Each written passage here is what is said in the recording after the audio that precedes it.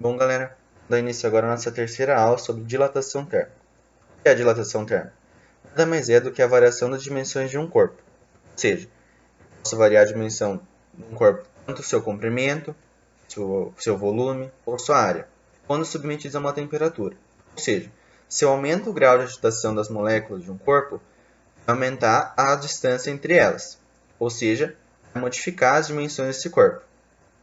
E essa alteração de temperatura, ela provoca mudança nas propriedades físicas, em várias propriedades. Eu listei aqui o comprimento, também a área, ou o volume, a condutividade elétrica e também a dureza do corpo. Sabendo agora a definição de dilatação, vamos estudar os diferentes tipos. Primeiro vamos ver a dilatação dos sólidos e os sólidos isotrópicos, ou seja, aqueles sólidos que têm uma uniformidade nas suas faces. Exemplo de um quadrado, um retângulo, ou um círculo, um anel, etc. Nos sólidos temos a dilatação linear, superficial e a volumétrica. Nos líquidos, apresenta a dilatação real e aparente. Vamos saber a diferença entre as duas. Vamos estudar também a dilatação dos gases e a dilatação anômala da água, que é um caso à parte. Nessa figura, como vocês podem ver, apresentam o estado sólido, o estado líquido e o gás. No estado sólido, as partículas estão mais unidas. No líquido, elas estão ainda unidas, mas tem espaçamento entre elas. No gás, elas estão bem espaçadas. Como vocês podem ver aqui, se eu aumento a temperatura, eu vou aumentar a agitação molecular. E, conforme eu volto de estado do gás, líquido, sólido, as interações moleculares elas ficam mais intensas, ou seja, as moléculas ficam mais juntas. Primeiramente, vamos falar sobre a agitação linear. Se eu tiver uma barra, um comprimento L0 e uma temperatura T0, eu submeto essa barra a uma variação da temperatura, o que vamos obter? A barra ela vai aumentar o seu comprimento de L0 para L, ou seja, o L é o nosso comprimento final, e vai ocorrer, como eu falei que submeter uma variação de temperatura, ela vai apresentar uma nova temperatura. Essa temperatura vai ser a temperatura inicial mais a temperatura mais a variação de temperatura. Então, mais uma vez, a dilatação linear, eu pego uma barra, submeto ela a uma variação de temperatura, ela vai aumentar o seu comprimento e a sua temperatura também vai se aumentar. Bom, agora vamos falar sobre algumas expressões. O que aconteceu com a nossa barra? Essa barra ela sofreu uma variação de temperatura Δθ, ou seja, a temperatura final menos a temperatura inicial. Uma variação do comprimento, ΔL, a diferença do comprimento final menos o comprimento inicial. Experimentalmente, a gente verifica que essa dilatação linear é diretamente proporcional ao nosso L inicial e à nossa variação de temperatura. Ou seja, a nossa variação do comprimento ΔL é igual ao comprimento inicial vezes o alfa e vezes a variação de temperatura. Esse alfa nós chamamos de coeficiente de dilatação linear. Ele é muito pequeno. Vocês podem ver na tabelinha aqui, ele vai da ordem de 10 a menos 6. E a unidade de grandeza é Celsius a menos 1. Nessa tabela tem diversas substâncias e diversos valores dos seus coeficientes de dilatação. Não precisa decorar ou algo do tipo. O exercício muitas vezes fornece esse valor, ou se pedir para você achar, somente aplicar nessa equação aqui. Se a gente quiser rearranjar essa equação, a gente substitui esses valores de ΔL e ΔT por esse θ final menos θ inicial e comprimento final menos comprimento inicial. Nós obtemos uma nova expressão. A expressão aqui, o comprimento final é igual ao comprimento inicial multiplicado por 1 mais alfa vezes a variação da temperatura. Nessa demonstração, para a ordem de grandeza do alfa, vou explicar no próximo slide. A partir do slide anterior, onde a gente obteve a fórmula e a variação do comprimento ao comprimento inicial vezes o coeficiente de dilatação linear vezes a variação de temperatura, nós podemos rearranjar essa fórmula. Substituindo ΔL por L final menos L inicial, passando o L inicial para o outro lado da igualdade, como ele está negativo, ele fica positivo. Só colocar em evidência, fica o comprimento final, comprimento inicial vezes 1 mais delta mais alfa vezes ΔT. Isso equivale também à dilatação volumétrica superficial. Agora, para eu saber a unidade do alfa, eu pego essa fórmula, onde ele tem ou do beta, ou do gama, etc. eu pego ele, coloco ele, passo todos os termos onde não tem alfa, dividindo o meu outro termo da igualdade. Ou seja, fica alfa igual a ΔL dividido por L0 vezes ΔT. Concordam comigo que o ΔL e o L0 eles são unidades de comprimento? Ou seja, pode ser centímetros, metros, quilômetros. Então não importa, eles vão cortar. Vai ficar apenas 1 sobre unidade de temperatura.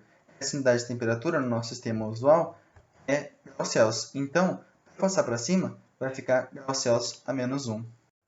Falando agora de dilatação superficial, é um fenômeno que ocorre com o aumento da área ou aumento da superfície de um corpo, devido à sua variação de temperatura. Se a gente puder ver na figura aqui embaixo, se eu forneço uma energia térmica para uma determinada superfície, uma determinada área, ela vai sofrer uma dilatação. Na figura seguinte, vocês podem ver, o pontilhadozinho é a nossa figura inicial. Fora desse pontilhado é o quanto ela aumentou, ou seja, quanto a área ou quanto de superfície que ela aumentou. Essa dilatação ocorre ou em placas, ou em mesas, tábuas, azulejos, etc. A gente representa geralmente com a letra S, de superfície, ou A de área. Mas eu vou entrar de S para ficar mais simples, para superficial, lembrar de S. A nossa variação da superfície ela é a área inicial nossa, que é a superfície inicial S0, vezes o beta. O que é esse beta? Esse beta é o coeficiente de dilatação superficial. Vezes a nossa variação de temperatura, que é o ΔT ou Δθ. Rearranjando novamente igualzinho a outra fórmula, a gente obtém essa fórmula. O S é o S0 vezes 1 mais beta vezes ΔT. Ok? É o mesmo raciocínio demonstrado anteriormente. Com uma diferença, o nosso beta equivale a 2 vezes o alfa. O que isso significa? Como o alfa é uma dilatação linear, ou seja, ele ocorre em uma dimensão, o beta ele ocorre em, em 2 dimensões. Vocês podem ver, ele aumentou tanto para a direita ou para cima, mas ele pode ocorrer, uma dilatação vai ocorrer em 2 dimensões. Então, como em 2 dimensões, o beta vai equivaler a 2 alfa. Ok? Isso daí também tem uma demonstraçãozinha. Por fim, em relação aos sólidos, nós temos a chamada dilatação volumétrica. A dilatação volumétrica é quando um corpo ele sofre variação no seu tamanho, em todas as dimensões, ou seja, altura, largura e comprimento, quando submetido a uma variação de temperatura. Detalhes: todos os corpos vão ser submetidos a uma variação de temperatura. Então, nessa figurinha aqui nós podemos analisar o seguinte. Se eu tenho um corpo com o volume inicial V1, no caso um cubo, lados L1, se eu submeto ele a uma variação de temperatura, ele vai ter um volume final, representado por V. Os lados também vão ser diferentes, representado, ou no caso aumentou o tamanho dos lados, representado pela letra L.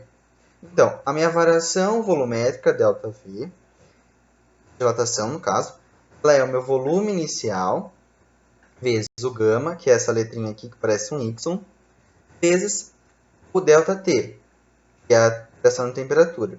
Rearranjando, nós podemos falar que nosso volume final é o nosso volume inicial multiplicado por 1 vezes o gama vezes ΔT, vezes a variação de temperatura.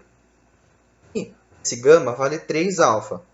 Ou seja, como o meu alfa é uma dilatação linear, da mesma forma que eu expliquei na superficial, ele ocorre em uma dimensão só.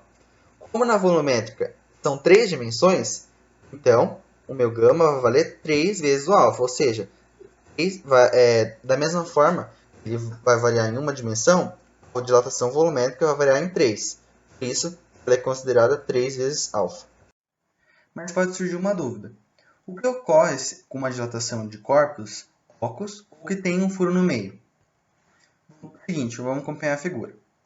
A gente vê na parte da figura um corpo retangular com uma cavidade no meio, certo? Se a gente submeter esse corpo a uma variação de temperatura, a gente observa que essa cavidade também vai se dilatar como se dilataria um objeto do mesmo tamanho, essa cavidade, feito do mesmo material. Na parte 2 da figura, a gente pode observar isso melhor. Essas linhas, as retangulares, mostram a dilatação do corpo inteiro, e as circulares, a dilatação da cavidade. No final, ele faz uma comparação entre a inicial e o final. A gente pode perceber que tanto o corpo se dilatou quanto a cavidade. E essa cavidade, como ela possui o mesmo coeficiente de dilatação do material que é constituído. No caso, depende do sólido que ela é composto, ela vai ter o mesmo coeficiente de dilatação. Dito isso, gente, então aqui a gente encerra a parte 1 do nosso vídeo. Na parte 2 a gente vai falar sobre dilatação dos líquidos, dos gases e a anômala da água, e depois partir para os exercícios. Valeu!